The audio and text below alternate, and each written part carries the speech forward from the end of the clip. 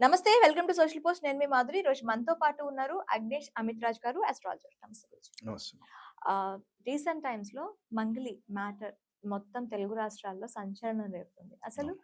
మంగ్లీ గారికి ఇలా జరగడానికి మెయిన్ రీజన్ ఏంటంటారు? అంటే ఇప్పుడు వాళ్ళ జాతకాలయితే మనం పెద్దగా ఇక్కడ డిస్కషన్ చేయము. ఆమె డేట్ ఆఫ్ బర్త్ ప్రకారంగా మనం రీసెర్చ్ చేసిందేంటంటే, ఆమెది డేట్ ఆఫ్ బర్త్ ప్రకారంగా ఈ ఇయర్ అనేది కొంచెం చాలా నెగెటివ్‌నెస్ ఉంది.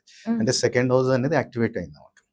సో, దానివల్ల ఆల్మోస్ట్ లాస్ట్ ఇయర్ కొంచెం డీఫ్రేమ్ అయ్యారు. అదేదో బర్త్‌డేకి చేసుకున్నప్పుడు దాంట్లో కొంచెం ఇబ్బందులొచ్చాయి. తర్వాత ఇప్పుడు ఈ ఇయర్ గూడా కొంచెం ఇబ్బందులనే ఎదుర్కొంటున్నారు వాళ్ళు. అవును. అంటే ఎప్పుడైతే జాతకరీత్యా second house and eighth house గాని యాక్టివేట్ అయినప్పుడు, ఇలాంటి నిందలు పడటం. ఇప్పుడు సెకండ్ హౌస్ ఏంటి మాట. ఎదుటివాడు నిన్ను పే మాటతోటి ఇబ్బంది. ఇప్పుడు ఆమెను ఎవరు కొట్టటం గాని అదేం లేదు. ఓన్లీ మాటలని ఆమెను మానసికంగా బాధపెడుతున్నారు. హ్మ్. సో, సెకండ్ హౌస్ ఎప్పుడైతే నెగెటివ్ యాక్టివేట్ అవుతుందో ఇలాంటి ఇబ్బందులొస్తాయి. మళ్ళీ ఎయిత్ హౌస్ ఏంటిది? ఎయిత్ హౌస్ అనేది సొసైటీ. ఇతరులు నీ మీద సడెన్‌గా అటాక్ చేయటం. ఇప్పుడు ఉన్నట్టుండి మొత్తం మీడియా ఎక్కడ చూసినా మీరు యూట్యూబ్ పెట్టండి, ఎక్కడ పెట్టండి, టీవీ పెట్టండి, మంగ్లీ గారు, మంగ్లీ గారు, మంగ్లీ గారు ఇదే జరుగుతుంది. హ్మ్. సో, ఇలాంటి టైంలో ఏంటంటే మనం ఎట్లా ఎదుగుతున్నామో, ఎప్పుడు గాని నా నా సజెషన్ ఏంటంటే, బాగుపడుతున్నోడే ఫస్ట్ జాతకాలు గాని ఇలాంటి నమ్మకం ఉంటే ఎదుగుతున్నా అంటే ఫస్ట్ చూసుకో. ఓకే. ఎందుకంటే పడ్డోడు ఆల్మోస్ట్ వాడికి అనుభవం ఉంటది. హ్మ్. ఆ అనుభవాన్ని పెట్టుకుంటే మళ్ళీ వాడు కొంచెం పైకెళ్ళొచ్చు. కానీ ఎదుగుతున్నప్పుడే నువ్వు చూసుకోవాలి. లాగటానికి ఎంతోమంది కింద రెడీగా ఉంటారు. నువ్వు ఎదుగుతున్నావు అంటే. అది ఇండస్ట్రీలో కావచ్చు, ఎక్కడైనా బయట కావచ్చు, ఎక్కడైనా. ఏదో రకమైన బదనాం చేద్దాము, ఏదో రకమైన నిందేద్దాము, వీళ్ళు మొత్తం డీఫ్రేమ్ చేయాలి. So, second year 8 houses activate అయినప్పుడు ఇలాంటి ఇష్యూస్ అనేవి రైజ్ అవుతాయి ఫస్ట్ ఆఫ్ ఆల్. మళ్ళీ దాంతో పాటు వీళ్ళకి ఏం చేస్తే బావుంటుంది. ఇప్పుడు మంగ్లీ గారికి క్లీన్ చిట్ రావాలి. ఎలాంటి ఇబ్బందులు ఉండదు. పాపం ఆమె కూడా కష్టపడి వచ్చారు.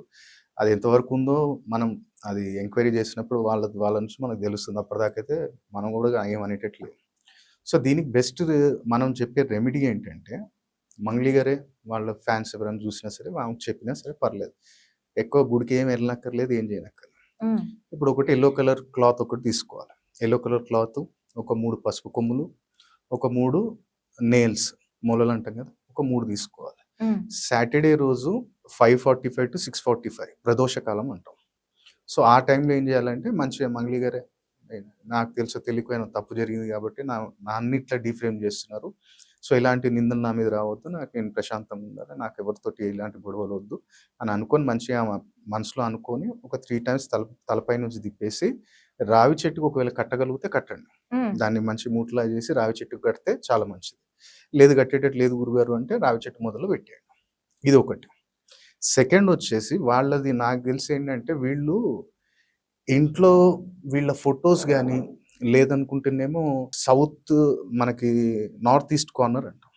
ఈ నార్త్ ఈస్ట్ కార్నర్‌లో ఇప్పుడు ప్రెజెంట్ వాళ్ళు ఉంటున్న దగ్గర బ్లూ గాని, యెల్లో గాని, రెడ్ గాని ఏమైనా కలర్స్ ఉంటే ఫస్ట్ రిమూవ్ చేసేయాలి. హ్మ్. ఎందుకంటే మనం అనుకుంటాం కలర్స్ అంత ఇంపాక్ట్ చూపిస్తాయా అంటే, మీరెవరికైనా చెప్పి చూడండి. మీ మీకు తెలియాలి మీకు ఎక్స్‌పెరిమెంట్ అంటే కలర్ థెరపీ అనే ఒక సబ్జెక్ట్ ఉంటుంది. నార్త్ ఈస్ట్‌లో ఎప్పుడైతే బ్లూ గాని, బ్లాక్ గాని, రెడ్ గాని, యెల్లో గాని వచ్చింది అంటే బ్లాక్, బ్లూ వచ్చింది అంటే డబ్బు నిలబడదు. అసలు హ్మ్. డబ్బు రాదు నీకు. బ్లాక్, బ్లూ ఉంటే. రెడ్ గాని, యెల్లో గాని ఉంటే నువ్వు ఫోకస్ చేయలేవు. హుహు. నిన్ను నువ్వు అప్‌డేట్ చేసుకోలేవు. ఎప్పుడు భయం, ఆందోళనలో ఉంటావు. ఎందుకంటే యాస్ పర్ ఆస్ట్రో వాస్తు నార్త్ ఈస్ట్ కార్నర్ అనేది జూపిటర్ అండ్ సన్. అంటే ఎవ్వరికైనా సరే నార్త్ ఈస్ట్ కార్నర్‌లో ఈ కలర్స్ ఏ ఉండొద్దు. కలర్ ఉండాలి అంటారు? బెస్ట్ ఎవరికైనా బెస్ట్ మంచిగా. ఏంటంటే లైట్ గ్రీన్ కలర్ హ్మ్. లేదంటే హాఫ్ వైట్ హ్మ్. లైట్ షేడ్స్ ఉంచాలి. ఎందుకంటే ఇప్పుడు మనకి ఈశాన్యం నుంచి వాయువ్యం దాకా. ఇప్పుడు ఈశాన్యం అంటే గురువు, రవి. మిడిల్ ఏదైతే ఉంటుందో ఈశాన్యం నుంచి వాయువ్యానికి సెంటర్ పాయింట్ వచ్చేసి చంద్రుడు, బుధుడు. ఎక్కడైతే మీరు లాస్ట్‌కి వాయువ్యం తత్వానికి వెళ్ళిపోతారో, ఆ వాయుతత్వంలో శని, బుధుడు. హుహు. ఇంత కాంబినేషన్స్ ఉంటాయి. మనకు అష్టదిశలు అంటాం గదా! సో, వీళ్ళేం జేయాలి మంగ్లీ గారు ఒకవేళ అక్కడ ఉంటే ఆ కలర్స్ ఏమైనా ఉంటే రిమూవ్ జేయండి. సెకండ్ వచ్చేసి వీళ్ళ మంచి ఫ్యామిలీ ఫోటో. మంగ్లీ గారు ఎవరైతే వాళ్ళ పిల్లలు వాళ్ళున్నారో, వాళ్ళ ఫ్యామిలీ ఫోటో ఒకటి మంచిది ఫ్రేమ్ కట్టించి, ఆ ఈశాన్యానికి, నైరుతికి సెంటర్ పాయింట్ జేసి అక్కడ పెట్టాలి. అప్పుడు ఆటోమేటిక్‌గా ఆ నేమ్ డీఫ్రేమ్ అనేది జరగదు. ఓకే. ఇంకోటేంటంటే ఎక్కడైనా టెంపుల్‌లో వీళ్ళకి సంపాదన అంటే ఎంత సంపాదిస్తే దానికి తగ్గట్టు ఖర్చుంటది. అవును. ఇప్పుడు అదేదో ధనుష్ గారు అన్నట్టు 2,00,00,000 సంపాదిస్తే 3,00,00,000 ఖర్చుంటది. హ్మ్. సో, వీళ్ళు ఏం చేయాలంటే ఇట్లాంటి ఫర్దర్‌గా నాకు రావద్దు. నా ఫ్యామిలీ దగ్గరికి ఎవరు రావద్దు. అంటే సింపుల్ ఒకటే. టెంపుల్‌లో వాళ్ళకి అయినంత వరకు నువ్వు నెలకొకసారో నెలకు 2 సార్లో గ్యాస్ ఇప్పిస్తా ఉండాలి. గ్యాస్. వంటకు సంబంధించిన వస్తువు నువ్వు ఎప్పుడైతే ఇస్తావో నీకు రాహు ఎక్సలెంట్ ఎవ్వరిని దరిదాపులకు రానివ్వడు. హుహు. చాలా మంచిది. ఇప్పుడు మీకు ఎవరైనా అంతేనా? అంటే డిపెండ్స్. ఇప్పుడు ఇది ఉన్నట్టుండి సడెన్‌గా జరుగుతుంది గదా! అవును. ఇప్పుడు ఏమంటారంటే ఇప్పుడు కొంతమంది ఆస్ట్రాలజర్స్‌ని అడిగితే ఇప్పుడు బెయిర్ బదలం అయితుందంటే నీకు అర్ధాష్టమ శని జరుగుతుంది. 7.5 నాటి శని అయితే శని ఏం జేయడు. శని కర్మకారకుడు. సడెన్‌గా నీకు ఇప్పుడు మీరే ఉన్నారు ఎగ్జాంపుల్ అనుకోండి. ఇప్పుడు మీకు అనుకున్నాం ఒక పని అనుకున్నాం. రేపు పొద్దున అయిపోతుందమ్మా. నేను రేపు పొద్దున వస్తున్నా. నేను రేపు అడ్వాన్స్ ఇచ్చేస్తున్నా అని ఒక వ్యక్తి చెప్తాడు. హ్మ్. మళ్ళీ రేపు పొద్దున ఫోన్ చేసి అట్లా ఏదట్లా కొంచెం టైం పట్టింది మనం నెక్స్ట్ వీక్ ఎక్స్టెండ్ చేద్దాం. నెక్స్ట్ వీక్ కాదు. ఆ మనిషి ఇంక కనిపించకుండా పోతారు. కనిపించకుండా పోతారు. సో, అది ఎక్కడ జరుగుతుంది అంటే రాహు. ఓకే. డిలే చేయాలన్నా రాహువే. సోషల్ మీడియాలో నైట్ ఫేమ్ వచ్చేసింది. హ్మ్. ఎక్కడో మిలియన్స్ వ్యూస్ వెళ్ళిపోయాయి.